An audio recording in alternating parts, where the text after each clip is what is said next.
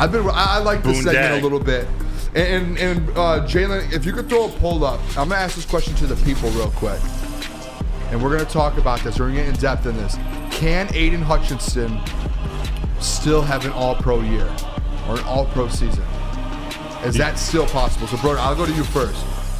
Do you think after that slow start, 2 sacks Sunday, fumble recovery, forced fumble, 2 pass deflections, tackles for a loss, everything you could think of that every other elite D-end is doing, he did that Sunday? Can he still be an All-Pro? Yes. I'm going to give you a big fat yes. He's got a lot of competition. Those edge positions, there are some beasts in the NFL. But Aidan Hutchinson can do it. The only thing missing from his stat sheet, which doesn't tell the whole story, but that's what they look for at the end of the year, where you rank in some of these key categories. The only thing that was missing was sacks. That was it. He had the hurries. He had the pressures. He had the quarterback hits, the quarterback hurries, all of it. Pass deflected. Now he has a forced fumble, a fumble recovery. The man just continues to fill up the stat sheet. And again, it's not all about stats, but when we're talking about awards, it is important. And I do believe I believe in the Lions defense, and I believe in this Lions defensive line continuing to get better. The linebackers continuing to get better, and we saw Aaron Glenn play them off the edge a lot. We saw Jack Campbell, Derek Barnes both get sacks off the edge. So I think with all of these pieces coming together, that only bodes well for Aidan Hutchinson to continue on the trajectory like he showed us Sunday in Atlanta, just absolutely filling up the stat sheet and affecting the game. The thing is here, too, is around the NFL, I know last week we kept talking about these pressures. Like you said, the sacks is the only thing that was missing. That was it. Right now, the only person he's behind in the NFL in quarterback pressures is TJ Watt. And I've been very vocal that TJ Watt's the best defender in the NFL right now. So he's literally second to TJ Watt. Quarterback hurries here, he leads the NFL in quarterback hurries. He's getting to the quarterback. He leads all defensive ends right now with pass deflections at 3. So, like, that's crazy. He is putting stats up. Obviously, the only thing is the sacks, but at the end of the day, those will come. Guess what, people? We want to talk elite defensive ends? Put his numbers up to, like, a Max Crosby, where Aidan Hutchinson has more pressures, more pass deflections. Tackles, pretty similar. I think Max Crosby has him by a few. But guess what? They both have 2 sacks on the season. And people right now are still talking about Max Crosby disrupting the game, and Max Crosby still being in that Defensive Player of the Year conversation. Aidan Hutchinson is better than Max Crosby. The thing, people sleep on Max. Max Crosby's up there with the Watt brothers, and he's good with Myles Garrett, and he's like up there. In my opinion, he's that. Did you guys watch the game the other night? He affects every single play. He might be one of the most underrated players in the NFL. Do you know how many? Is there just one defensive end or edge?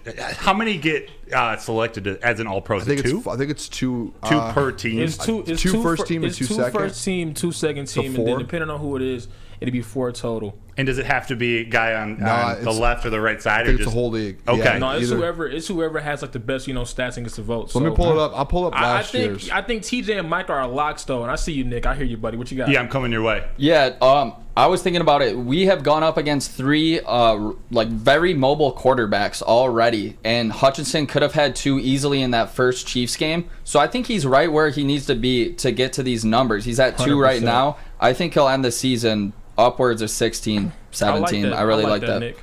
Appreciate it. In here, so last year's defensive end All-Pro players: Nick Bosa, Myles Garrett, Max Crosby, who I said is on that level, which he was an All-Pro last year, and Brian Burns. What?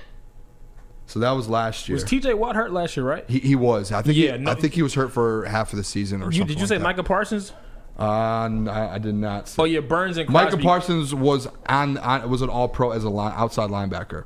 Hassan Reddick, outside linebacker. Yeah, Steve G, you're right. Matt Crosby Judon as an outside linebacker. They put Micah at linebacker. That's crazy. He doesn't have any help, right, in Las Vegas? Like Nothing.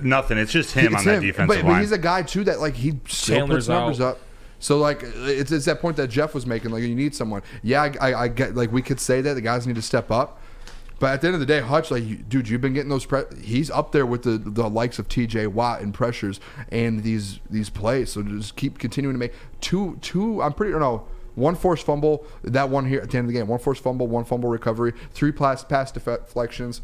That man Imagine if he gets a couple more interceptions. Sorry, finish cooking. No, I'm just saying that man is, he's, I want to say dog, but I looked at some comments yesterday and someone was like, man, some of these people just say guys are dogs too much. They do.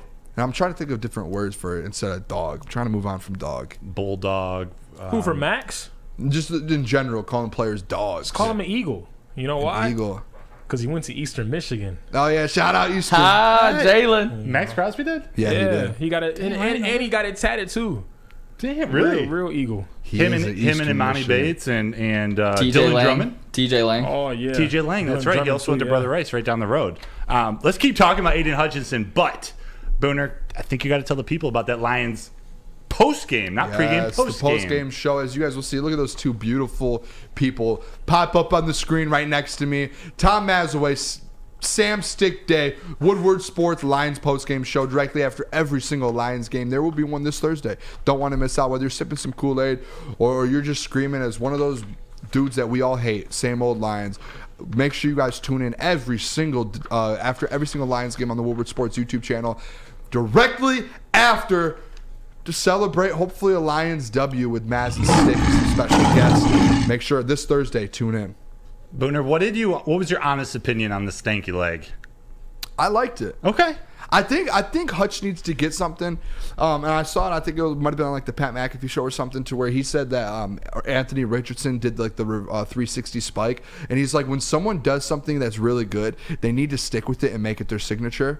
Hutch needs to do that. Okay. Do you know what I mean? Like, you make it your signature. Make something so where everyone around the league, fans for the next 10, 15 years, every time you get a sack, they're like, it was like the discount double check for Aaron Rodgers. I want Hutch to get something like that. Branding, baby. That's I don't know what it marketability. is, but I want to see something. I don't know what it could be. But you don't want it to be the stanky leg. I didn't hate it. What about the Michael Jackson? The Michael Jackson was good. That was good. Shoot, what's it called? The Blade Dance. Yeah, Blade I dance. shouldn't dance on TV. I think the Michael problem for me. The Thriller one was the best one to me. Yeah, that was my favorite. But I like that idea of finding something and sticking with it. Find a Maybe niche. Jared Goff, every time he gets in the end zone, he can jump up and do the Lions leap, take a couple steps. Easy in the chat said Hutch has a horrible stinky leg, but the moment was awesome. That might be true. It might be. Maybe I'll do like a parody video before Thursday's game, and I'll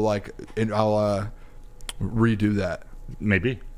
I'll try it. I've never done the stinky leg before. You know what I was? I forgot you gotta guys get can't see Booner my on camera legs. dancing. Are you a good dancer? No. Got quick feet? A basketball coach? You have the best 3-point shot at the network, I do. apparently. Besides Lindsey Hunter. Talk is cheap, motherfucker. Besides Lindsey Hunter. Yeah. I'm not doing that. I chickened out today in the locker room Why? because I was going to ask Jahmyr Gibbs what it felt like to have Jared Goff score a rushing touchdown this season before him. Oh. And I opted not to. You should have. I know I should have. Maybe I will them Man, out. Or come actually, on. they're gone tomorrow. Maybe next week. So he's gonna get in if that he gets zone. one Thursday, you're done, man. See, this is what happens. I know. You have to, when you have a good question, dude, you have to just let it fly. I know. I text Broder before some press conferences.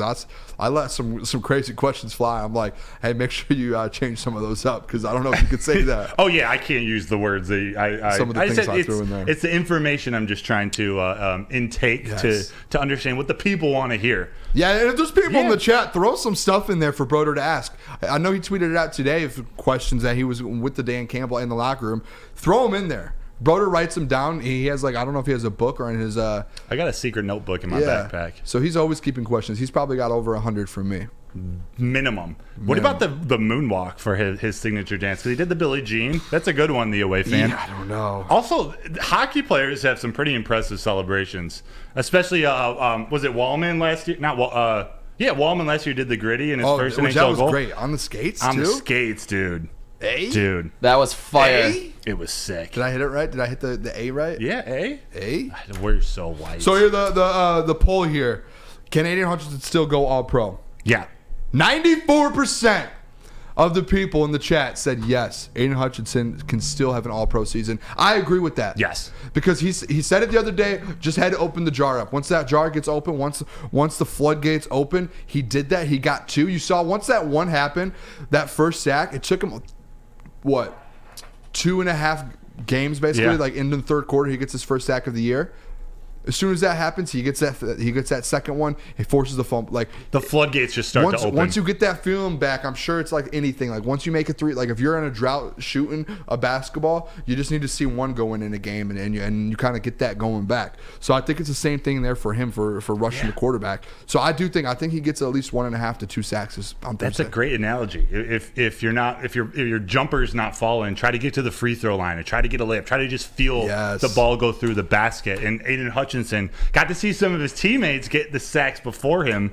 He decided to put on a show in the last half of that game. What's crazy though is I'm pretty sure I will double check this stat, because tomorrow we're gonna dive into Green Bay a little bit more of the matchups, deeper stats, all of that. I'm pretty sure that Jordan Love's only been sacked 4 times this year. He has.